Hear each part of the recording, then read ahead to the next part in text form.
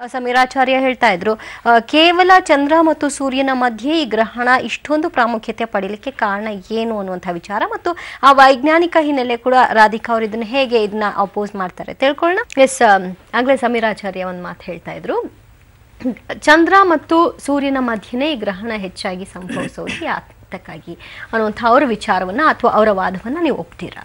ಇಲ್ಲ, ಬೇರೆ ಗ್ರಹಗಳು ಈಗ ಗುರುಗ್ರಹ ಅಂದರೆ ಜುಪಿಟರ್, ಅದಕ್ಕೆ ಐ ಥಿಂಕ್ 80-90 ಮೂನ್ಗಳಿದೆ. ಅದರಲ್ಲಿ ಒಂದು ಪರ್ಟಿಕ್ಯುಲರ್ ಮೂನು 42 ಅವರ್ಸ್ಗೊಂದ್ಸತಿ ಸುತ್ತೊಡಿಯುತ್ತೆ ಅದನ್ನು. ಸೊ ಎವ್ರಿ 42 ಅವರ್ಸ್ ಒಂದ್ಸತಿ ಗ್ರಹಣ ಆಗೇ ಆಗುತ್ತೆ ಅಲ್ಲಿ. ಸೊ ಗ್ರಹಣ ಆಗ್ತಾನೆ ಇರುತ್ತೆ ಪ್ರತಿಯೊಂದು ಪ್ಲ್ಯಾನೆಟ್ಗಳಿಗೂ, ಮೂನ್ ಇರೋ ಪ್ಲ್ಯಾನೆಟ್ಗಳಿಗೆ ಹಾಗೆ ಆಗುತ್ತೆ. ಈಗ ಮಾರ್ಸ್, ನಮ್ಮ ಮಂಗಳ ಗ್ರಹ, ಅದಕ್ಕೆ 2 ಮೂನ್ ಇದೆ. ಸೊ ಅಲ್ಲಿ ಕೂಡ ಹಾಗೆ ಆಗುತ್ತೆ. ಎಕ್ಲಿಪ್ಸ್ಗಳು ಆಗ್ತಾನೆ ಇರುತ್ತೆ ಎಲ್ಲ ಕಡೆನೂ. ಇಲ್ಲಿ ನಮಗೆ ಯಾಕದು ಅರ್ಥದ್ದು ಇಂಪಾರ್ಟೆಂಟ್ ಅಂತ ಹೇಳ್ತೀವಿ ಅಂದರೆ, ನಮಗೆ ಇವುಗಳಿಂದ ಏನಾದರೂ ಅಂದರೆ ಈ ಜನಗಳು ನೋಡಿದವ್ರಿಗೆ ಹೆದರಿಕೆ ಆಗುತ್ತೆ. ಈಗ ಅದಾಗಲಿ ಅಥವಾ ಒಂದು ಧೂಮಕೇತು ಬಂತು ಅಂತ ಇಟ್ಕೊಳ್ಳಿ, ಅದನ್ನ ನೋಡಿದ ತಕ್ಷಣ ಜನಗಳಿಗೆ ಏನೋ ಎಲ್ಲಿಂದನೋ ಏನೋ ಬಂದ್ಬಿಟ್ಟಿದೆ, ಪರ್ಕೆ ಥರದ್ದು, ಬಾಲದ್ದು ಬಂದಿದೆ, ಏನೋ ಇದರಿಂದ ಕೆಟ್ಟದಾಗತ್ತೆ. ಈ ಥರ ಎಲ್ಲ ಜನಗಳಿಗೆ ಅಂದರೆ ನಮ್ಮ ಎಲ್ಲರಿಗೂ ಸ್ವಾಭಾವಿಕವಾಗಿ ಬಂದಿರೋದು. ನಮ್ಮ ಜನಗಳಿಗೆ ಫಸ್ಟು ನಾವು ಯಾವಾಗ್ಲೂ ಒಳ್ಳೇದಾಗತ್ತೆ ಅಂತ ನೋಡಲ್ಲ, ಏನು ಕೆಟ್ಟದಾಗಬಹುದು ಅಂತಾನೆ ಯೋಚಿಸ್ತೀವಿ. ಕರೆಕ್ಟ್. ಇದು ನಮ್ಮ ಪ್ರತಿಯೊಬ್ಬರು ಮನುಷ್ಯರಲ್ಲಿ ಸಹಜ. ಅದು ಯಾವುದು ನಮ್ಗೆ ಅದರಿಂದ ಒಳ್ಳೇದಾಗತ್ತೆ ಅನ್ನುವಂಥ ಒಂದು ಅಂಶವನ್ನು ನೀವು ಒಪ್ತೀರಿ. ಅದರಿಂದ ಕೆಟ್ಟದಾಗತ್ತೆ ಅಂತ ನಾನು ಒಪ್ಪಲ್ಲ. ನಾನೇನ್ ಹೇಳ್ತಾ ಇದ್ದೀನಿ ಅಂದ್ರೆ, ಜನಗಳಿಗೆ ಪ್ರತಿಯೊಬ್ಬರಿಗೂ ಅದು ಫಸ್ಟ್ ಬರೋದು.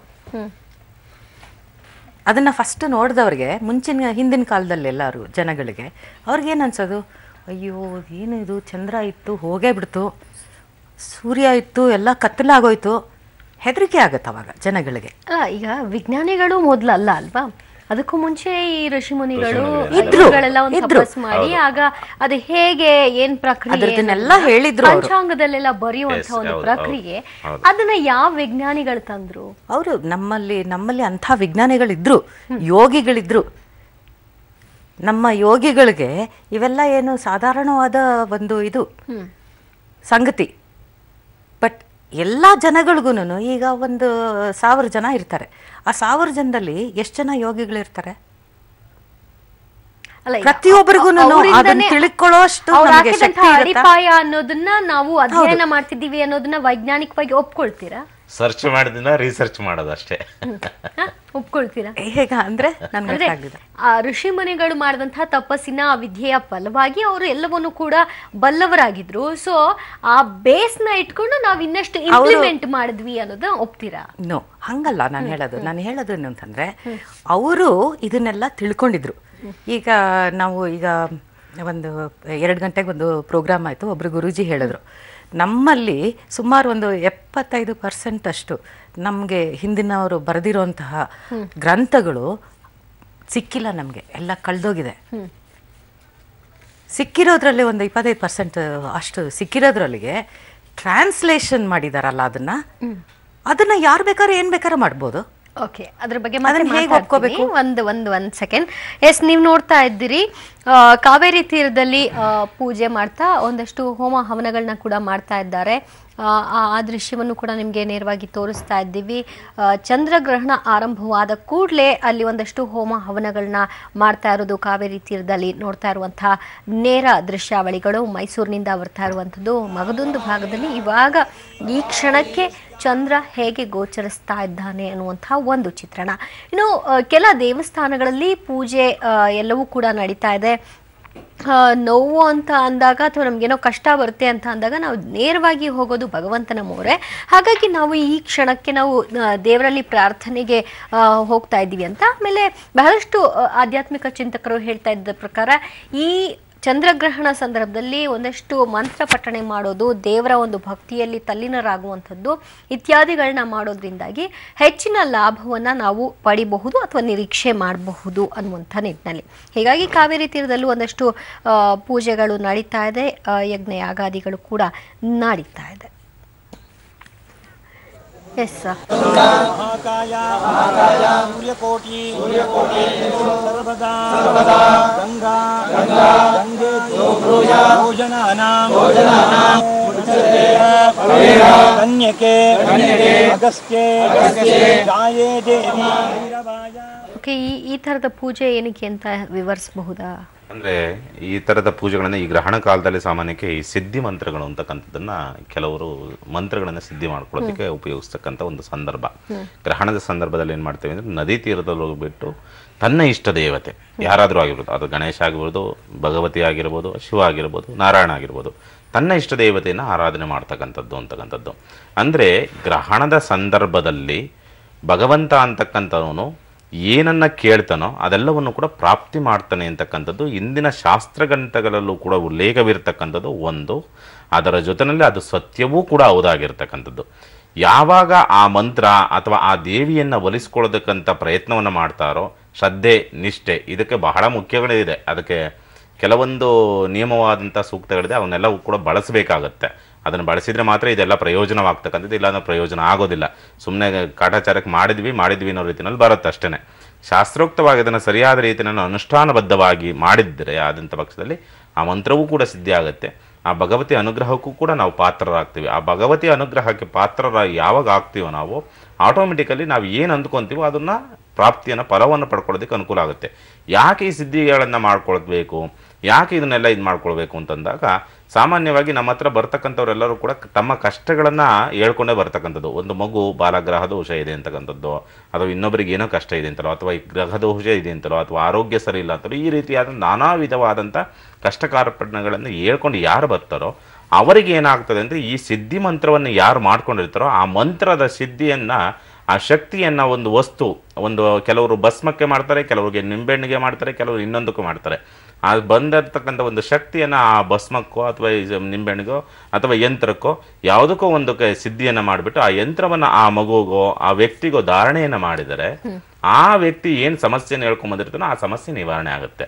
ಅಂದರೆ ಇದು ಸ್ವಾಯಾರ್ಜಿತವಾಗಿ ಮಾಡಿಕೊಳ್ತಕ್ಕಂಥದಕ್ಕೆ ಈ ಪ್ರಯೋಗಗಳನ್ನು ಮಾಡಬಾರದು ಅಂತಕ್ಕಂಥದ್ದು ಶಾಸ್ತ್ರ ಉಲ್ಲೇಖವೂ ಇದೆ. ಅಂದರೆ ತನ್ನ ಸ್ವಂತಕ್ಕೆ ಬಳಸಿಕೊಳ್ಳಬಾರದು. ಈ ರೀತಿ ಸಿದ್ಧಿ ಮಾಡಿಕೊಂಡಂಥ ಈ ಗ್ರಹಣ ಕಾಲದಲ್ಲಿ ಸಿದ್ಧಿ ಮಾಡಿಕೊಂಡಿರ್ತಕ್ಕಂಥ ಮಂತ್ರಗಳಾಗ್ಬೋದು ಅಥವಾ ದೇವತೆಯನ್ನಾದರೂ ಆಗ್ಬೋದು, ಸ್ವಯಾರ್ಜಿತವಾಗಿ ತನ್ನ ಉದರ ಪೋಷಣೆಗೋ ಅಥವಾ ತನ್ನ ಅನುಕೂಲಕ್ಕೋ ಅಥವಾ ತನ್ನ ಪೋಷಣೆಗೋಸ್ಕರನೋ ತನ್ನ ಅಭಿವೃದ್ಧಿಗೋಸ್ಕರನೋ ಬಳಸಿಕೊಳ್ಳಬಾರದು. ಇದೇನಿದ್ರು ಕೂಡ ಸಮಾಜದ ಕಲ್ಯಾಣಕ್ಕೋಸ್ಕರವಾಗಿ, ಇನ್ನೊಬ್ಬರ ಕಷ್ಟಕಾರ್ಪಣ್ಯಗಳನ್ನು ನೀಗುವುದಕ್ಕೋಸ್ಕರವಾಗಿ ಇದನ್ನು ಉಪಯೋಗಿಸಬೇಕು ಅಂತಕ್ಕಂಥ ಶಾಸ್ತ್ರದಲ್ಲಿ ಸ್ಪಷ್ಟವಾಗಿ ಉಲ್ಲೇಖಗಳಿದೆ. ಹಾಗಾಗಿನೇ ಇದನ್ನ ಬೇರೆಯವರಿಗೋಸ್ಕರವಾಗಿ ಮಾಡ್ಕೊಳೋದಕ್ಕೋಸ್ಕರ ಇದನ್ನು ಮಾಡಬೇಕು. ಇದನ್ನು ಮಾಡಿದರೆ, ಈ ಸಂದರ್ಭದಲ್ಲಿ ಮಾಡಿದರೆ ಹೆಚ್ಚಿನದಾದಂಥ ಒಂದು ಫಲಪ್ರಾಪ್ತಿ ಆಗುತ್ತೆ. ಆ ದೇವಿಯ ಅನುಗ್ರಹ ಅಂತಕ್ಕಂಥ ನಮಗೆ ಸಿಗುತ್ತೆ. ಅದರಿಂದ 4 ಜನಕ್ಕೆ ಅನುಕೂಲ ಮಾಡಬಹುದು ನಾವು. ಓಕೆ, ಈ ಗ್ರಹಣ ಕಾಲದಲ್ಲಿ 2 ಸ್ನಾನವನ್ನ ಮಾಡಬೇಕು. 2 ಸ್ನಾನ ಮಾಡೋದ್ರಿಂದಾಗಿ ಒಳ್ಳೇದಾಗತ್ತೆ ಅನ್ನೋದನ್ನ ಯಾರು ಹೇಳಿದ್ದಾರೆ ಅಂತ, ಹೇಗೆ ಈಗ ಒಂದು ಸ್ನಾನ ಮುಗಿದ ನಂತರ ಒಂದು ಸ್ನಾನನ ಹೇಗೆ ಆಚಾರ್ಯರೇ? ಮೊದಲಿಗೆ ಒಂದು ವಿಷಯವನ್ನು ನಾನು ಮೊದಲಿಗೆ ಅರ್ಧ ಬಿಟ್ಟಿದ್ದೆ, ಅದನ್ನು ಪೂರ್ಣಗೊಳಿಸ್ತೇನೆ.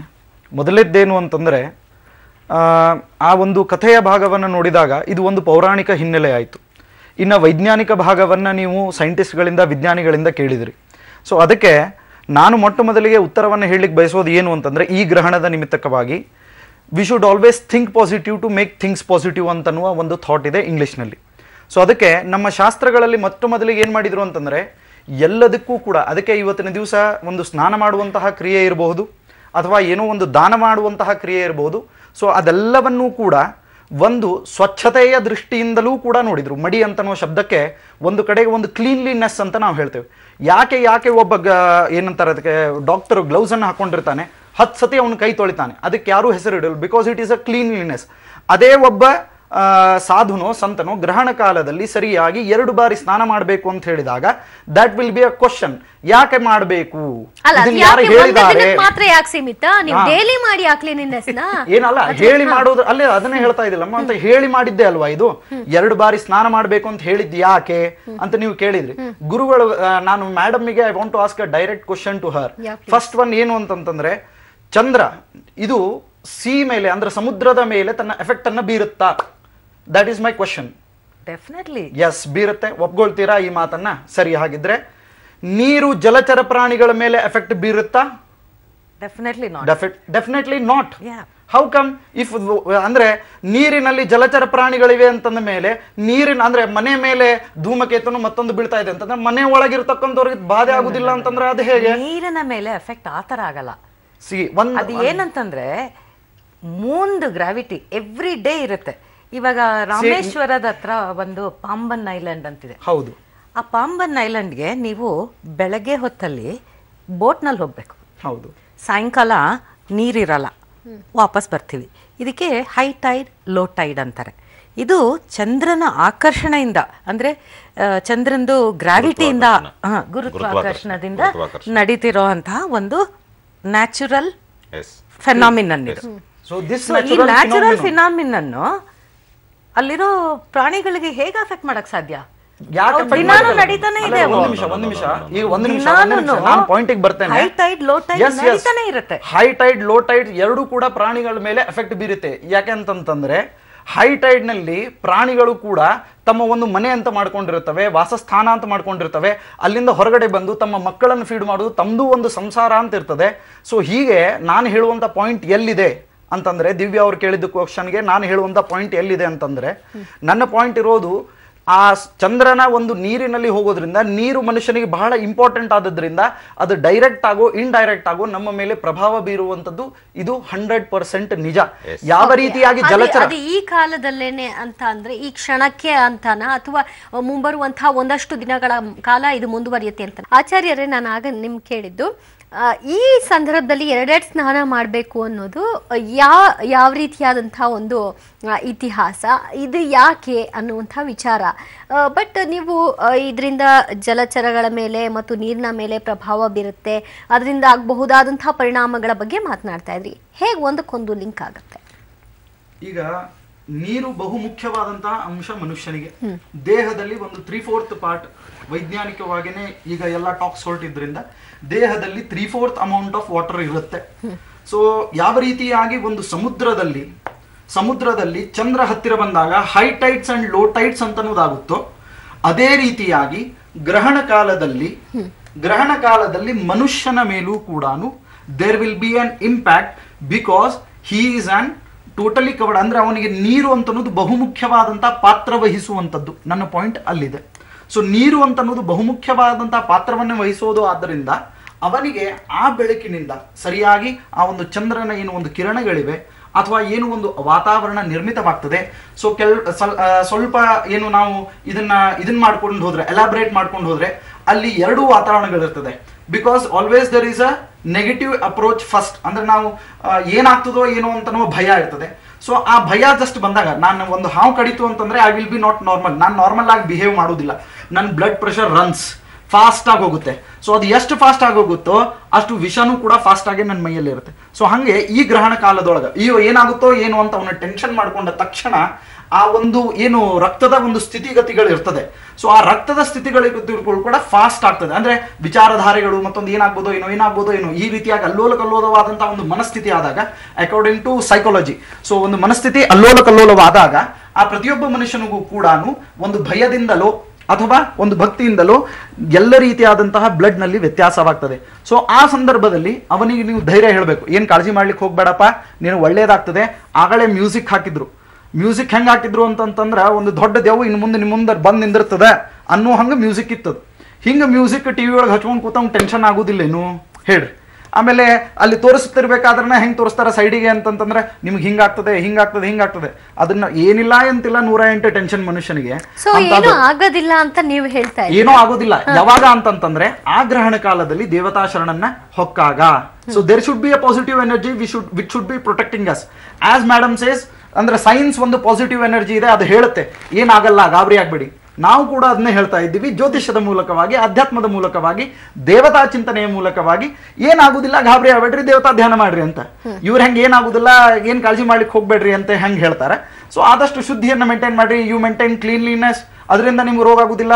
ಯಾವ ಶಾಸ್ತ್ರಗಳಿಗೆ, ಯಾವ ಜ್ಯೋತಿಷಿಗಳ ಹತ್ರ ಯಾಕೆ ಹೋಗ್ತೀರಿ ನೀವು? ಕ್ಲೀನ್ಲಿನೆಸ್ ಅಂದ್ರೆ, ನನಗೆ ನಡೆದಂತ ಒಂದು ಇನ್ಸಿಡೆನ್ಸ್, ಸಾಮಾನ್ಯವಾಗಿ ಈ ಡ್ರೆಸ್ ಅಲ್ಲಿ ಇದ್ರು ಅಂತಂತಂದ್ರೆ ಫಸ್ಟ್ ತಿಳ್ಕೊಳ್ಳೋದೇನು ಅಂತಂದ್ರೆ, ಅವರು ಆಧ್ಯಾತ್ಮಿಕ ಚಿಂತಕರು ಅಂತಾನು ತಿಳ್ಕೊಂತ ಕೈ ತೋರಿಸ್ತಾರೆ ನಮ್ಗೆ.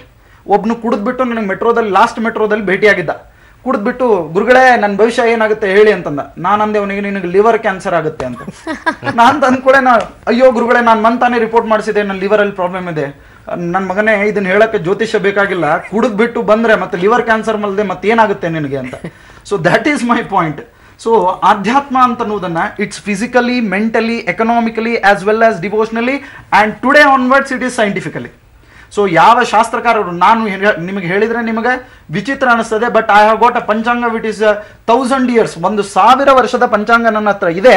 ಆ ಪಂಚಾಂಗದಲ್ಲಿ ನಿಮಗೆ 1000 ವರ್ಷಗಳ ಹಿಂದೆ ಯಾವ ಟೈಮಿಗೆ ಗ್ರಹಣ ಆಯಿತು, ಯಾರ್ಯಾರು ಏನೇನ್ ಮಾಡಿದ್ರು, ಮುಂದೆ ಯಾವ ಟೈಮಿಗೆ ಗ್ರಹಣ ಆಗುತ್ತೆ, ಏನೇನ್ ಮಾಡಬೇಕಾಗುತ್ತೆ, ಇದೆಲ್ಲದರ ಒಂದು ಪರಿವಿಡಿ, ಒಂದು ಪರಿಹಾರ ಇದೆ. ಅದರ ಜೊತೆಗೆ ಧಾರ್ಮಿಕವಾದಂತಹ ಆಚರಣೆಗಳು ಕೂಡ ಅದರಲ್ಲಿ ಇದೆ. ಯಾಕೆ ನಾ ಈ ಮಾತನ್ನು ಹೇಳ್ತಾ ಇದ್ದೀನಿ ಅಂತಂದ್ರೆ, ಇವತ್ತಿನ ದಿವಸ ಜನ ಏನಾಗ್ತಾ ಇದ್ದಾರೆ, ಭಯಭೀತರಾಗ್ತಾ ಇದ್ದಾರೆ. So there is one second. ನೀವಂದ್ರೆ ಏನೂ ತೊಂದರೆಗಳಾಗೋದಿಲ್ಲ, ಆದ್ರೆ ಜಪ ತಪ ಮಾಡಬೇಕು, ಮಡಿ ಅನ್ನೋದನ್ನ ಕಾಯ್ದುಕೊಳ್ಬೇಕು. ಜೊತೆಗೆ ಈ ಊಟ ತಿಂಡಿ ಎಲ್ಲವೂ ಕೂಡ ನಿಯಮಬದ್ಧವಾಗಿ ಮತ್ತು ಆ ಸಮಯಕ್ಕೆ ಸಂದರ್ಭವಾಗಿ ನಾವು ತಗೊಳ್ಬೇಕು. ಅದೆಲ್ಲದಕ್ಕೂ ವೈಜ್ಞಾನಿಕ ಹಿನ್ನೆಲೆ ಕೂಡ ಇದೆ ಅನ್ನೋದನ್ನ ನೀವು ಹೇಳ್ತಾ ಇದ್ರಿ. ಏನು ಆಗಲ್ಲ ಅನ್ನೋದಾದ್ರೆ ಇದನ್ನೆಲ್ಲ ಯಾಕೆ ಫಾಲೋ ಮಾಡಬೇಕು? ಏನಾರು ಆದ್ರೆ ಚಾನ್ಸ್ ಅಲ್ಲ. ಈಗ ನೀವು ಒಂದ್ ಮಾತನ್ನ ಹೇಳ್ತೇನೆ, ಕೊಡೆ ಬ್ಯಾಗ್ ಎಲ್ಲ ಯಾಕೆ ಇಟ್ಕೊಂಡು ಅಡ್ಡಾಡ್ತೀರಾ ಬೆಂಗಳೂರಲ್ಲಿ?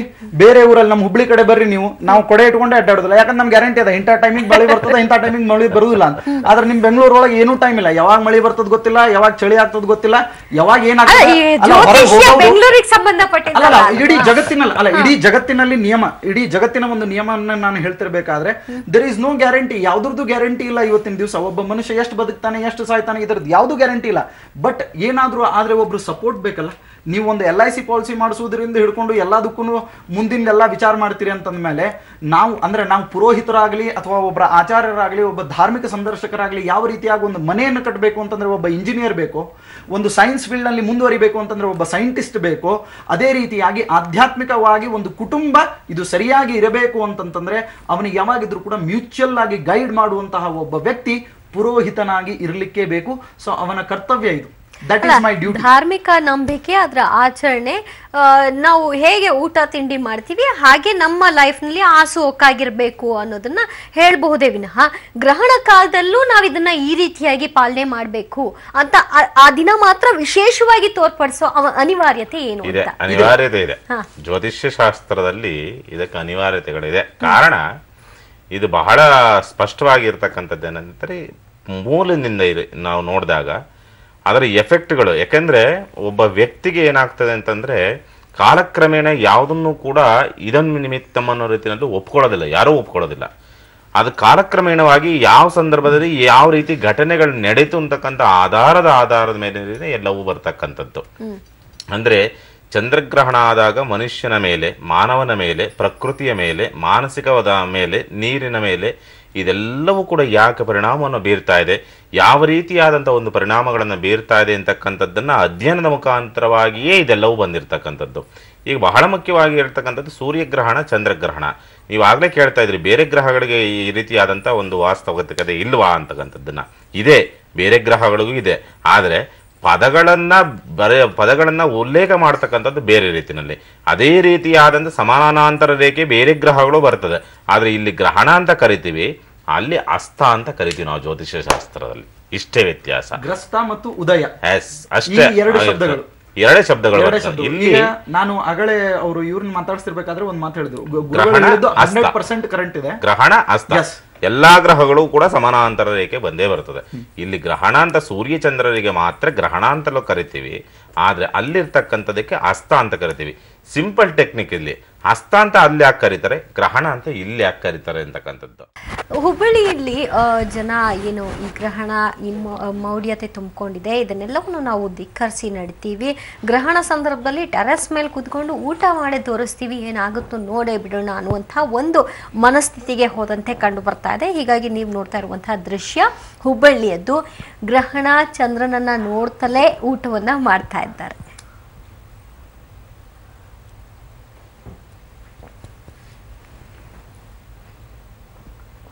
ಆಚಾರ್ಯರೇ ಏನ್ ಹೇಳ್ತೀನಿ? ಇಲ್ಲ, ಗಾಡಿಲಿ ಸ್ಪೀಡಲ್ಲಿ ಬೇಕಾದ್ರೂ ಹೋಗ್ಬಿಡ್ತೀನಿ ನಾನು, ಏನಾಗುತ್ತೆ ನೋಡೋಣ ಅಂತಕ್ಕಂಥದ್ದು. ಒಂದ್ 10 ಕಿಲೋಮೀಟರ್ ಹೋಗೋರ್ಗೆ ಏನೂ ಆಗೋದಿಲ್ಲ. 10 ಕಿಲೋಮೀಟರ್ ಆದ್ಮೇಲೆ ಯಾರೋ ಒಬ್ರು ಅಡ್ಡ ಬಂದನೋ ಮತ್ತೊಂದು ಮಗದೊಂದು ಅಥವಾ ಏನೋ ಸ್ಕಿಡ್ ಆಗಿ ಬಿದ್ದಾಗಲೇ ಗೊತ್ತಾಗೋದು. ಅಂದ್ರೆ ಅದು ಸಮಯ ಬರಬೇಕು. ಸಮಯ ಬಂದಾಗ ಅದರೆಲ್ಲವೂ ಪರಿಣಾಮಗಳು ಕಾಣ್ತದೆ. ಸಮಯ ಬರೋವರೆಗೂ ಕಾಯ್ಬೇಕಷ್ಟೇ. ತಕ್ಷಣಕ್ಕೆ ಪರಿಣಾಮ ಬೀರುತ್ತೆ.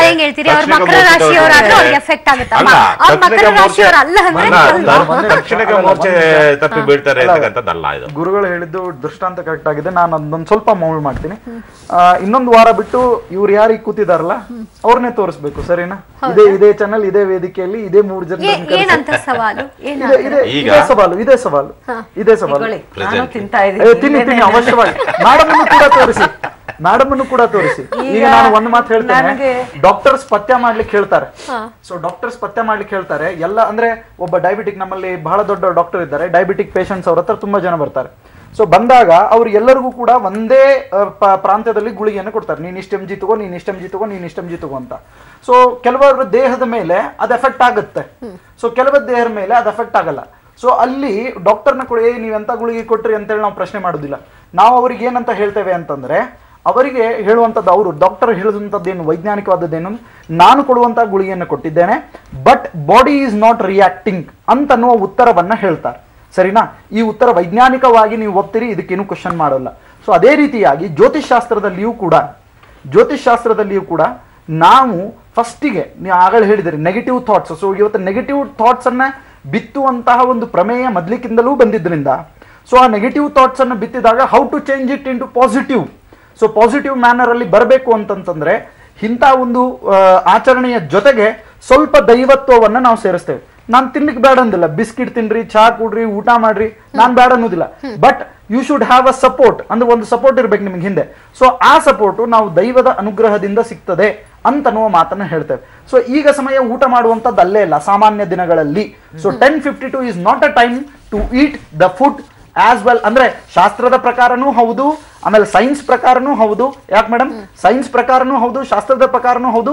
ಸೊ ಅದಕ್ಕೆ ಹೇಳ್ತಾರೆ ಏನು ಅಂತಂದ್ರೆ, ಬೆಳಗ್ಗೆ ಎದ್ದ ತಕ್ಷಣ ರಾಜರ ಹಾಗೆ ಟಿಫಿನ್ ಮಾಡಬೇಕು, ಮಧ್ಯಾಹ್ನದಲ್ಲಿ ರಾಜಕುಮಾರನಾಗಿ ಊಟ ಮಾಡಬೇಕು, ರಾತ್ರಿ ಬಂದು ಒಬ್ಬ ವಯಸ್ಸಾದ ರಾಜನ ತರ ಅಲ್ಪೋಪಹಾರವನ್ನು ಸೇವಿಸಬೇಕಾದದ್ದು.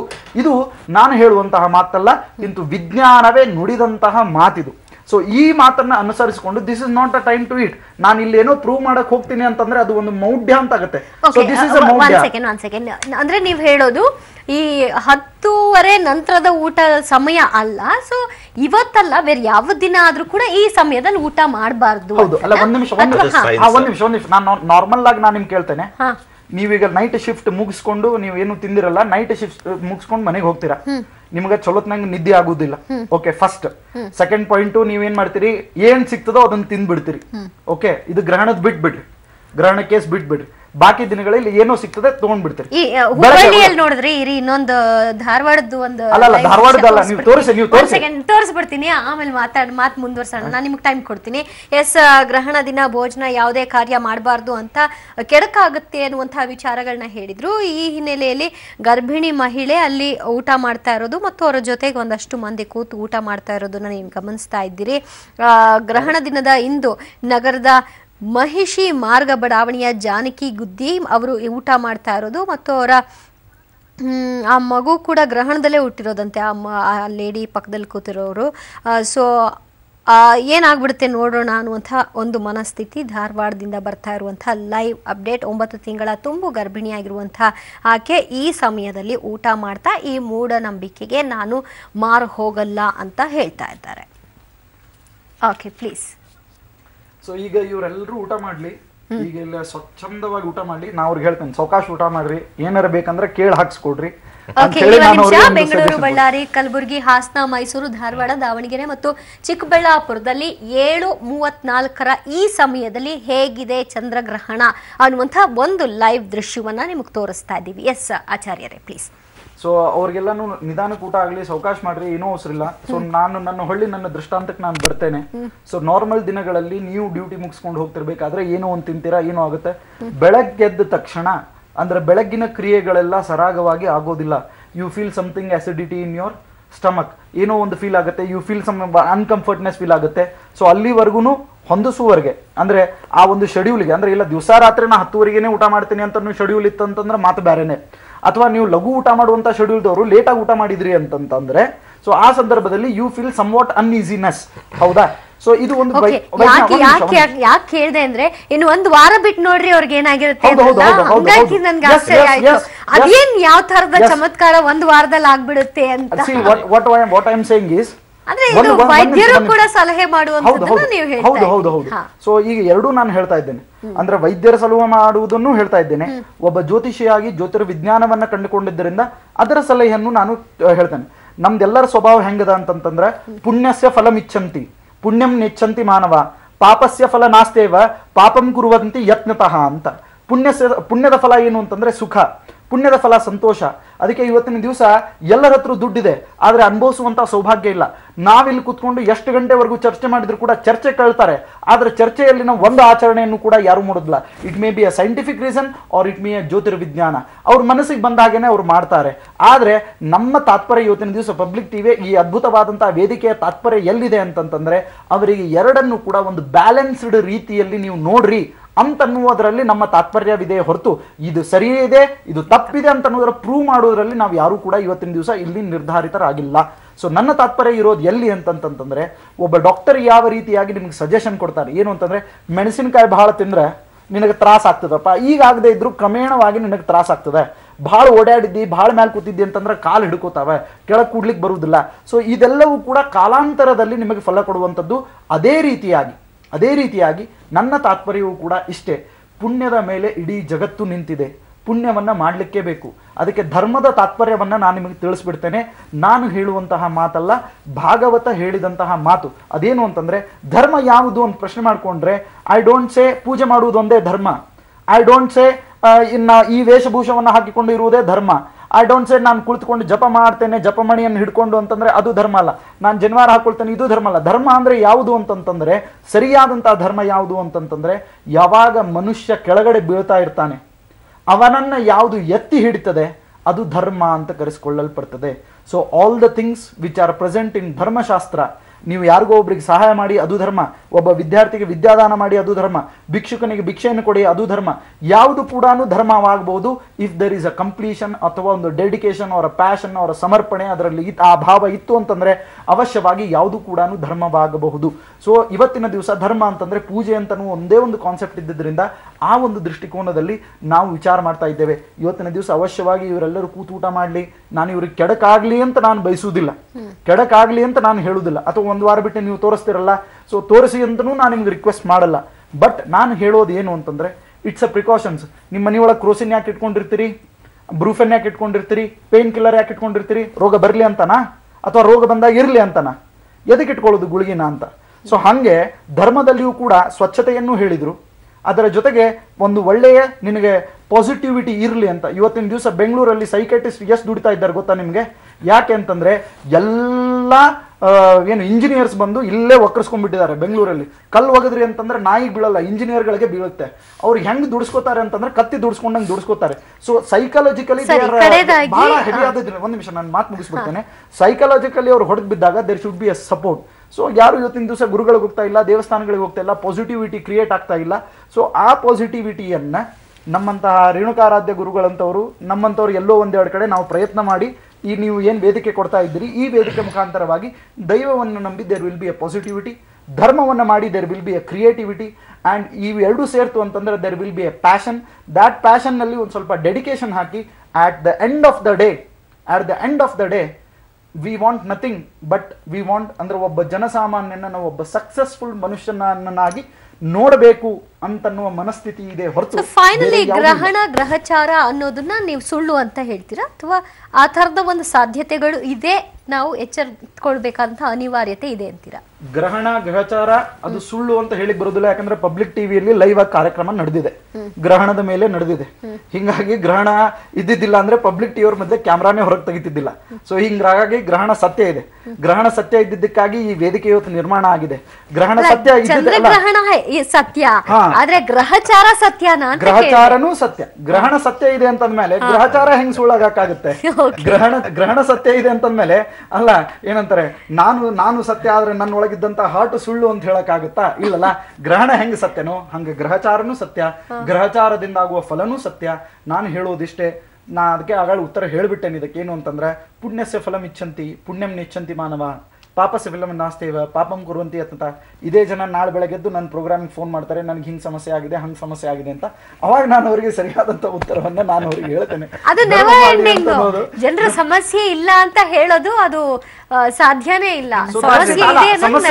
ಸಮಸ್ಯೆಗೆ ಪರಿಹಾರ ಧರ್ಮದಲ್ಲಿದೆ ಅಂತ ನೀವು ಹೇಳ್ತೀರಿ, ಸಮಸ್ಯೆಗೆ ಪರಿಹಾರ ಮತ್ತೊಂದು ಕಡೆ ಇದೆ, ಒಂದು ವರ್ಕ್ ನಲ್ಲಿ ಇದೆ ಅಂತ ಹೇಳಿದ್ರೆ ಕಾಯಕವೇ ಕೈಲಾಸ. ಸೊ ನಾವು ಅದನ್ನೇ ಹೇಳ್ತೇವೆ, ಕಾಯಕವೇ ಕೈಲಾಸ ಬಂದಿದ್ದು ಎಲ್ಲಿಂದ? ಬಸವಣ್ಣವರು ಏನ್ ಮಾಡಿದ್ರು? ಅವರು ಧರ್ಮನೇ ಮಾಡಿದ್ರಲ್ಲ. ಸೊ ಈ ತರ ನನ್ನ ಧರ್ಮ ಏನು ಅಂತಂದ್ರೆ, ನಾನು ಮಾಡುವಂತಹ ಕಾರ್ಯದಲ್ಲಿ ನನಗೆ ನಿಷ್ಠೆ, ಗೌರವ, ಶ್ರದ್ಧೆ ಇದೇ ನನ್ನ ಧರ್ಮ ಅಂತ ಅವ್ರು ಹೊರಟ್ರು. ಸೊ ಒಟ್ಟ ಇಡೀ ಜಗತ್ತಿನೊಳಗೆ ಅವ್ರು ಫಾಲೋವರ್ಸ್ ಇದ್ದಾರೆ. ನಾಳೆ ರಾಯರ ಆರಾಧನೆ ಬರ್ತಾ ಇದೆ. ಜಾತಿ ಮತ ಪಂಥ ಭೇದ ಭಾವ ಎಲ್ಲವನ್ನೂ ಮರೆತು ಗುರುಗಳಲ್ಲಿ ಪ್ರಾರ್ಥನೆ ಮಾಡ್ತಾರೆ ಎಷ್ಟೋ ಜನ. ಗುರುಗಳು ಯಾಕೆ ಪ್ರಸಿದ್ಧರಾದ್ರು? ಬಿಕಾಸ್ ಆಫ್ ದ ಡೆಡಿಕೇಶನ್ ಈ ಶೋಡ್ ಟು ದ ವರ್ಕ್. ಜನರಿಗೆ ಏನ್ ಬೇಕೋ ಅದನ್ನ ಮಾಡಿಕೊಟ್ಟಿದ್ದಾರೆ. ಸೊ ಇಷ್ಟು ಇವತ್ತಿನ ದಿವಸ ಪಬ್ಲಿಕ್ ಟಿವಿ ಯಾಕೆ ಇಷ್ಟು ಫೇಮಸ್ ಆಯ್ತು? ಜನರಿಗೆ ಏನ್ ಬೇಕೋ ಅಂತಹ ಒಂದು ಒಳ್ಳೆಯ ಮಾತುಗಳನ್ನು ನೀವು ಕೊಡ್ತಾ ಇದ್ದೀರಿ. ಹಿಂಗಾಗಿ ಪಬ್ಲಿಕ್ ಟಿವಿ ಕೂಡ ಫೇಮಸ್ ಆದದ ಕಾರಣ ಇದೆ. ಸೊ ಅದಕ್ಕೆ ನಾನು ಹೇಳುವಂಥದ್ದಿಷ್ಟೇ, ಧರ್ಮನೇ ಇರ್ಬೋದು, ವಿಜ್ಞಾನನೇ ಇರ್ಬೋದು, ಅಥವಾ ಗ್ರಹಗಳೇ ಇರ್ಬೋದು, ಗ್ರಹಚಾರನೇ ಇರ್ಬೋದು. ಗ್ರಹಣ ಇರೋದು ಯಾಕೆ ಅಂತಂದ್ರೆ ಮನುಷ್ಯನಿಗೆ ಅದ್ಭುತವಾದಂತಹ ಸಾಧನ ಫಲಗಳನ್ನು ಕೊಡ್ಲಿಕ್ಕೆ ಹೊರತು ಅವನನ್ನ ಯಾವುದೋ ಒಂದು ಪಾಯಿಂಟ್ ಅಲ್ಲಿ he should be a weak person ಅಥವಾ ಅವನು ಬಿದೋಗ್ಬೇಕು ಜೀವನದಲ್ಲಿ ಅಂತಂದಕ್ಕೋಸ್ಕರವಾಗಿ ಯಾವುದೂ ಇಲ್ಲ. Okay, thank you so much. ಇಷ್ಟೊತ್ತು ನೀವು ನಮ್ಮ ಜೊತೆಗಿದ್ದದಕ್ಕೆ ಧನ್ಯವಾದಗಳು. ಎಲ್ಲೆಲ್ಲಿ ಗ್ರಹಣ ಹೇಗೆ ಗೋಚರಿಸ್ತಾ ಇದೆ ಚಂದ್ರ ಅನ್ನುವಂಥದ್ದನ್ನ ನಿಮಗೆ ತೋರಿಸ್ತಾ ಇದ್ವಿ, ಮತ್ತು ಬಹಳಷ್ಟು ಕಡೆಯಲ್ಲಿ ಇದನ್ನ ಸವಾಲೊಡ್ಡಿ ಮೌಢ್ಯತೆಯನ್ನ ನಾವು ವಿರೋಧಿಸ್ತೀವಿ ಅಂತ ಊಟ ತಿಂಡಿಯನ್ನ ಈ ಸಂದರ್ಭದಲ್ಲಿ ಮಾಡ್ತಾ ಇರೋದನ್ನು ಕೂಡ ನೀವು ನೋಡಿದ್ರಿ. ಬೆಂಗಳೂರು ಮತ್ತು ಬಳ್ಳಾರಿ, ಕಲಬುರಗಿ, ಹಾಸನ, ಮೈಸೂರು, ಧಾರವಾಡ, ದಾವಣಗೆರೆ ಮತ್ತು ಚಿಕ್ಕಬಳ್ಳಾಪುರದಲ್ಲಿ ಹೇಗೆ ಈ ಕ್ಷಣಕ್ಕೆ ಲೈವ್ ದೃಶ್ಯವನ್ನೇ ನಿಮ್ಮನ್ನು ನೋಡ್ತಾ ಇರೋದು, ಈ ಕ್ಷಣಕ್ಕೆ ಚಂದ್ರ ಹೇಗೆ ಗೋಚರಿಸ್ತಾ ಇದ್ದಾನೆ ಅನ್ನೋದನ್ನ ನೀವು ನೋಡ್ತಾ ಇದ್ರಿ. 11:46 ಈಗ 11:50 ಸಂದರ್ಭಕ್ಕೆ ಒಂದಷ್ಟು ಮಬ್ಬಾಗುವಂಥದ್ದು ಕಾಣಿಸ್ಕೊಳ್ಳುತ್ತೆ. ಸೊ ಅದಾದ ನಂತರ 12:48ಕ್ಕೆ ಇದು ಮುಗಿಯುತ್ತೆ ಅನ್ನುವಂಥ, ಅಂದರೆ ಚಂದ್ರಗ್ರಹಣ ಮುಗಿಯುತ್ತೆ ಅಂತ. ಆದರೆ ಇದರ ನಂತರದ ಎಫೆಕ್ಟ್ ಏನು ಮತ್ತು ವೈಜ್ಞಾನಿಕವಾಗಿ ಇದರ ನಂತರ ಹೇಗೆ ಒಂದು ಪ್ರಕ್ರಿಯೆಗಳಿರುತ್ತೆ ಅದ್ರ ಬಗ್ಗೆ ಕೂಡ ನಾವು ತಿಳ್ಕೊಳ್ಳೋಣ. ಇನ್ನು ಹಾಸನದ ದೃಶ್ಯವನ್ನ ಈಗ ನೀವು ನೋಡ್ತಾ ಇದ್ರಿ. ಕಾಲ್ ಭಾಗ ಅಂತ ಹೇಳ್ಬೋದಾ, ಈಗ ಅದು ಕಪ್ಪಾಗಿರೋದನ್ನ, ಕಾಲ್ ಭಾಗ ಅದು ಕಪ್ಪಾಗಿರೋದನ್ನ ನೀವು ನೋಡ್ತಾ ಇದ್ರಿ. ಅಂದರೆ ನೆರಳು ಆವರಿಸ್ತಾ ಇದೆ. ಸೊ ಮತ್ತು ಕಪ್ಪು ಬಿಳುಪಿನ ಆಟದ ಒಂದು ಚಿತ್ರಣ ನೀವು ನೋಡ್ತಾ ಇದ್ರಿ. ಬೆಳ್ಳಗೆ ಹೊಳೆಯುವಂತಹ ಚಂದ್ರ ಇವತ್ತು ಹೇಗೆ ಗೋಚರಿಸ್ತಾ ಇದ್ದಾನೆ ಅನ್ನುವಂಥ ಹಾಸನದ ದೃಶ್ಯವನ್ನ ನೀವೀಗ ನೋಡ್ತಾ ಇದ್ರಿ. ಓಕೆ, ಈಗ ನೀವು ನೋಡ್ತಾ ಇರೋದು ಬಳ್ಳಾರಿಯಲ್ಲಿ ಆಲ್ಮೋಸ್ಟ್ ಬೆಳ್ಳಗೆ ಕಾಣೋದಕ್ಕಿಂತ ಹೆಚ್ಚಾಗಿ ಕಪ್ಪಗೆ ಕಾಣಿಸ್ತಾ ಇದೆ ಅಂತ ಅನಿಸುತ್ತೆ. ಎನಿವೇಸ್, ಇದು ಬಳ್ಳಾರಿಯ ನೇರ ದೃಶ್ಯಾವಳಿಗಳು, ಚಂದ್ರನ ಒಂದು ನೇರ ದೃಶ್ಯಾವಳಿಗಳನ್ನ ನಿಮ್ಮ ಮುಂದೆ ಇಡ್ತಾ ಇದ್ದೀವಿ. ಇದು ಭಾರತದಲ್ಲಿ ಮಾತ್ರವಲ್ಲ, ಏಷ್ಯಾ, ಆಸ್ಟ್ರೇಲಿಯಾ, ಆಫ್ರಿಕಾದಲ್ಲೂ ಕೂಡ ಇವತ್ತು ಚಂದ್ರಗ್ರಹಣ ಗೋಚರವಾಗುತ್ತೆ ಅನ್ನೋದನ್ನ ನಾವು ಗಮನಿಸಬಹುದು. ಆದರೆ ಇಲ್ಲಿಯ ಆಚರಣೆಗೂ ಅಲ್ಲಿಯ ಆಚರಣೆಗೂ ಅಥವಾ ಇಲ್ಲಿ ನಾವು ಅಂದುಕೊಳ್ಳುವಂಥ ಒಂದು ಮನಸ್ಥಿತಿಗೂ ಅಲ್ಲಿಯ ಮನಸ್ಥಿತಿಗೂ ಬಹಳನೇ ವ್ಯತ್ಯಾಸ ಇರುತ್ತೆ. ಎಫೆಕ್ಟ್ ಆಗುತ್ತೆ ಅಂತ ಹೇಳ್ತಾರೆ, ಆದರೂ ಕೂಡ ಅದು ಯಾವ ಅರ್ಥದಲ್ಲಿ, ಯಾವ ರಾಶಿ ನಕ್ಷತ್ರದವರಿಗೆ, ಅವ್ರು ಏನು ಮಾಡಬೇಕು, ನಾವು ಸವಾಲೊಡ್ಡಿ ನಮಗೇನೂ ಆಗಿಲ್ಲ ಅಂತಲೂ ನಾವು ತೋರಿಸ್ತೀವಿ ಅನ್ನುವಂಥ, ಅಂದರೆ ನಂಬಿಕೆ ಮೇಲೆ ಎಲ್ಲವೂ ಕೂಡ ಅವಲಂಬಿತವಾಗುತ್ತೆ. ಓಕೆ, ಇನ್ನು ತುಮಕೂರಿನಲ್ಲಿ ಗ್ರಹಣ ಸಂದರ್ಭದಲ್ಲಿ ಬಹಳಷ್ಟು ಮಂದಿಯಲ್ಲಿ ಹೊರಗೆ ನಿಂತು ಚಂದ್ರನ ವೀಕ್ಷಣೆ ಮಾಡ್ತಾ ಇದ್ರು. ನಮ್ಮ ಪ್ರತಿನಿಧಿ ಹೋಗಿ ಅವ್ರನ್ನ ಮಾತನಾಡಿಸಿದ್ದಾರೆ, ಅಲ್ಲೊಂದು ವಾಕ್ ಥ್ರೂ ಮಾಡಿದ್ದಾರೆ. ಅಲ್ಲಿ ಹೇಗೆ ಚಂದ್ರ ಗೋಚರಿಸಿದ್ದಾನೆ ನೋಡೋಣ. ಖಂಡಗ್ರಾಸ ಚಂದ್ರಗ್ರಹಣ ಇದೀಗ ಆರಂಭ ಆಗಿದೆ. ಆದರೆ ಕೆಲವರು ಗ್ರಹಣದ ದೋಷಕ್ಕೆ ಹೆದರಿ ಈಗಾಗಲೇ ಊಟ ಮಾಡಿ ಮಲ್ಕೊಂಡಿದ್ದಾರೆ. ಆದರೆ ತುಮಕೂರಿನಲ್ಲಿ ಇದಕ್ಕೆ ಅಪವಾದ ಅಂತಿದೆ. ಕೆಲವು ಪ್ರಗತಿಪರರು ಈ ಒಂದು ಗ್ರಹಣದ ಮೌಢ್ಯಕ್ಕೆ ಅಂತ್ಯ ಹಾಡಲು ಹೊರಟಿದ್ದಾರೆ. ಹಾಗಾಗಿ ಗ್ರಹಣ ಕಾಲದಲ್ಲಿ ಊಟ ಮಾಡಿ ಈ ಒಂದು ಗ್ರಹಣ ಏನು ಗ್ರಹಣವೆಂಬಂತ ಒಂದು ಮೌಢ್ಯಕ್ಕೆ ಅಂತ್ಯ ಹಾಡಲಿಕ್ಕೆ ಹೊರಟಿರುವಂತದ್ದು. ಈಗ ನೀವು ದೃಶ್ಯದಲ್ಲಿ ನೋಡ್ತಾ ಇರುವಂತದ್ದು ನೂರಾರು ಸಂಖ್ಯೆಯಲ್ಲಿ ಇಲ್ಲಿ ಜಮಾಯಿಸಿದಂತಹ ಪ್ರಗತಿಪರರು ಏನು ಉಪ್ಪಿಟ್ಟಾಗಿರಬಹುದು, ಆಮೇಲೆ ಸ್ವೀಟ್ ಆಗಿರ್ಬೋದು, ಇಂಥ ವಿವಿಧ ರೀತಿಯ ಏನು ಊಟ ಮಾಡುವುದರ ಮೂಲಕ ಒಂದು ಮೌಢ್ಯಕ್ಕೆ ಇವರು ಅಂತ್ಯ ಹಾಡಲಿಕ್ಕೆ ಹೊರಟಿರುವಂತದ್ದು. ಗ್ರಹಣ ವೇಳೆಯಲ್ಲಿ ಊಟ ಮಾಡಬಾರದು ಎನ್ನುವಂತ ಒಂದು ತಪ್ಪು ಕಲ್ಪನೆಗೆ ಇವರು ಏನು ತಿಲಾಂಜಲಿ ಹಾಡಲಿಕ್ಕೆ ಹೊರಟಿರುವಂತದ್ದು. ಬನ್ನಿ ಹಾಗಾದ್ರೆ ಈಗ ನಮ್ಮ ಜೊತೆ ಪ್ರಗತಿಪರ ಚಿಂತಕರು ಕೂಡ ಇದ್ದಾರೆ. ಯಾವ ರೀತಿ ರಿಯಾಕ್ಟ್ ಮಾಡ್ತಾರೆ ಅಂತ ಕೇಳೋಣ. ಸರ್, ಈಗ ಚಂದ್ರಗ್ರಹಣ, ಸೊ ಇನ್ನು ಏನ್ ಮಾಡ್ಲಿಕ್ಕೆ ಹೊರಟಿದ್ರೆ ಅಥವಾ ನೀವು ಏನ್ ಸಂದೇಶ ಕೊಡ್ಲಿಕ್ಕೆ ಹೊರಟಿದ್ರೆ? ಈಗ ಈ ಕಾರ್ಯಕ್ರಮದ ಉದ್ದೇಶ ಏನು, ಇಂಡಿಯಾ ದೇಶಕ್ಕೆ ಒಂದು ದೊಡ್ಡ ಮಾರ್ಕನೆ ಮೌಢ್ಯ. ಈ ಮೌಢ್ಯವನ್ನ ಈ ಹುಟ್ಟಿನಿಂದ ಹಿಡ್ಕೊಂಡು ಸಾಯವವರು ಕೂಡ ಮೌಢ್ಯವನ್ನೇ ಬಿತ್ತಿ ಮೌಢ್ಯವನ್ನೇ ಬೆಳೆಸ್ತಾ ಇದ್ದಾರೆ. ಅದರ ಒಂದು ನೆಪದಲ್ಲಿ ಈ ಗ್ರಹಣ ಇದೆ ಅನ್ನೋ ಕಾರಣಕ್ಕೋಸ್ಕರನೇ ಇವತ್ತು ಎಲ್ಲವೂ ಕೂಡ ಎಲ್ಲ ಭಾಗದಲ್ಲೂ ಕೂಡ ಬೇಗ ಊಟ ಮಾಡೋದು ಅಥವಾ ಇಷ್ಟು ಗಂಟೆ ಆದ್ಮೇಲೆ ಸ್ನಾನ ಮಾಡಿ ಮತ್ತೆ ಮಲ್ಕೊಳೋದು, ಈ ಮೌಢ್ಯಗಳನ್ನ ಹೇರಿದ್ದಾರೆ. ಬೆಳಿಗ್ಗೆಯಿಂದಲೂ ಕೂಡ ಇದನ್ನೇ ಹೇಳಿದ್ದಾರೆ. ನಾವು ತುಮಕೂರಿನ ಎಲ್ಲ ಪ್ರಗತಿಪರ ಸಂಘಟನೆಗಳ ಒಕ್ಕೂಟ, ಎಲ್ಲ ದಲಿತರ ಸಂಘಟನೆಗಳ ಒಕ್ಕೂಟ ಈ ಕಾರ್ಯಕ್ರಮ ಆಯೋಜನೆ ಮಾಡಿದ್ವಿ. ಉದ್ದೇಶ ಇಷ್ಟೇ, ಯಾವ ಗ್ರಹಣದ ಸಂದರ್ಭದಲ್ಲೂ ಕೂಡ ಆಹಾರವನ್ನು ಸೇವಿಸಿದ್ರೆ ಅಂದ್ರೆ ಉಪಹಾರವನ್ನು ಸೇವಿಸಿದ್ರೆ ಅದು ಏನೂ ಆಗಲ್ಲ ಎಂಬುದಕ್ಕೆ ಇದೇ ಈ ಕಾರ್ಯಕ್ರಮದ ಸಾಕ್ಷಿ. ಇಂಥದ್ದೊಂದು ಸಂದೇಶವನ್ನ ಜನರಿಗೆ ಕೊಡಬೇಕು. ಇವತ್ತು ಹಳ್ಳಿಯ ಜನರ ಅಂದ್ರೆ ಮುಗ್ಧ ಜನರನ್ನ ಯಾಮಾರಿಸಿ ಮೌಢ್ಯದ ಮುಖೇನ ಅವ್ರನ್ನ ಮಾನಸಿಕವಾಗಿ ಅವರಲ್ಲಿ ಭಯೋತ್ಪಾದನೆ ಉಂಟು ಮಾಡ್ತಿದ್ದಾರೆ. ಸೊ ಅಂತಹ ಮಾನಸಿಕ ಗುಲಾಮಗಿರಿತನ ಹೋಗ್ಲಿ. ಓಕೆ ಸರ್, ಈಗ ನಿಜವಾಗ್ಲೂ ಗ್ರಹಣ ಕಾಲದಲ್ಲಿ ಏನೂ ಆಗೋದಿಲ್ವಾ? ಅಂದ್ರೆ ಗ್ರಹಣ ಅನ್ನೋದು ಸುಳ್ಳ ಅಥವಾ ಏನಂತೀರ? ಗ್ರಹಣ ಅನ್ನೋದು ನೈಸರ್ಗಿಕವಾದ ಆಗುವಂಥದ್ದು. ಆದರೆ ನಮ್ಮಲ್ಲಿ ರಾಹು ಕೇತು ಈ ಥರದ್ದೆಲ್ಲವೂ ಸೌರವ್ಯೂಹದಲ್ಲೇ ಇಲ್ಲ. ಆ ಥರದ ಮೌಢ್ಯವನ್ನು ಹಲವಾರು ಶತಮಾನಗಳಿಂದ ಬಿತ್ತಾ ಇದ್ದಾರೆ. ಹಾಗಾಗಿ ಇದು ಸುಳ್ಳು ಅಂತ ಹೇಳೋದು ಮುಖಾಂತರ ಮತ್ತೆ ಇವತ್ತೆಲ್ಲ ಕೂಡ ನಾನು ಬರ್ತಾ ರೋಡಲ್ಲಿ ನೋಡ್ತಾ ಇದ್ದೆ, ಎಲ್ಲ ಕೂಡ ಬಂದಾಗಿದೆ. ಆ ಒಂದು ಯಾವತ್ತೋ ಬಿತ್ತಿರುವಂಥ ಮೌಢ್ಯವನ್ನು ನಾವು ತೆಗೆದುಹಾಕುವಂಥ ಒಂದು ಪ್ರಯತ್ನ ಇವತ್ತು ಈ ಒಂದು ಪ್ರಗತಿಪರ ಒಕ್ಕೂಟಗಳಿಂದ ಈ ಒಂದು ಬೀಜವನ್ನು ಬಿತ್ತಿದ್ವಿ. ಇವತ್ತು ಏನ್ ಮಾಡಿದ್ರ? ಇವತ್ತು ಅದೇ ಈಗ ನಾವು ಒಟ್ಟಿಗೆ ಈಗ ಗ್ರಹಣ ಸಂದರ್ಭದಲ್ಲಿ ಊಟ ಮಾಡಬಾರ್ದು ಈ ಥರದೆಲ್ಲ ಒಂದು ಮಿತ್ಗಳನ್ನ ಹುಟ್ಟಾಕಿದಾರಲ್ಲ, ಅದನ್ನು ಮುರಿಲಿಕ್ಕೋಸ್ಕರ ನಾವು ಗ್ರಹಣ ಟೈಮಲ್ಲಿ ಊಟ ಮಾಡ್ತೀವಿ. ಇವತ್ತು ಉಪಹಾರ ಸೇರಿಸ್ತೀವಿ. ಇದ್ರ ಬಗ್ಗೆ ಅಂದ್ರೆ ಗ್ರಹಣದ ಬಗ್ಗೆ ನಾವು ಈಗ ಜನರಲ್ಲಿ ಇರುವಂತ ಒಂದು ಮೌಢ್ಯವನ್ನು ಏನ್ ಬಿತ್ತಿದಾರೋ ಅದನ್ನು ತೊಡಸಾಕುವಂತ ಕ್ರಿಯೆಯನ್ನ ಈ ಒಂದು ಸಮಾರಂಭದ ಮುಖಾಂತರ ನಾವು ಮಾಡ್ತಾ ಇದೀವಿ. Thank you sir. ಒಟ್ಟಾರೆ ಏನಂದ್ರೆ ಚಂದ್ರಗ್ರಹಣ ಅನ್ನೋದು ಒಂದು ನೈಸರ್ಗಿಕವಾದಂತ ಕ್ರಿಯೆ. ಆದ್ರೆ ಪ್ರಗತಿಪರರು ಈಗ ಚಂದ್ರಗ್ರಹಣಕ್ಕಿಂತ ಜನರಿಗೆ ಅಂಟಿರುವಂತ ಮೌಢ್ಯತೆ ಎಂಬ ಗ್ರಹಣವನ್ನು ತೊಡೆದು ಹಾಕುವ ನಿಟ್ಟಿನಲ್ಲಿ ಮುಂದೆ ಹೆಜ್ಜೆ ಇಟ್ಟಿದ್ದಾರೆ ಅಂತ ಹೇಳ್ಬೇಕಾಗುತ್ತೆ. ಕ್ಯಾಮರಾ ಪರ್ಸನ್ ಕುಮಾರಸ್ವಾಮಿ ಜೊತೆ ಮಂಜುನಾಥ್ ತಾಳ್ಮಕ್ಕಿ, ಪಬ್ಲಿಕ್ ಟಿವಿ, ತುಮಕೂರು.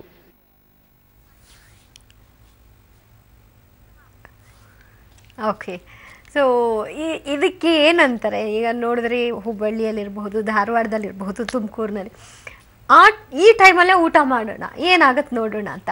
ಅಂದರೆ ನಾವು ಇದನ್ನ ಉಲ್ಲಂಘನೆ ಮಾಡ್ತೀವಿ ಅನ್ನುವಂಥ ಮನಸ್ಥಿತಿನ ಅಥವಾ ಇದೊಂಥರ ಚೇಷ್ಟೆ ಅಂತೀರಾ? ಹೇಗಿದನ್ನ ನಾವು ಚೇಷ್ಟೆ ಅಂತ ಹೇಳೋಕ್ಕಾಗಲ್ಲ.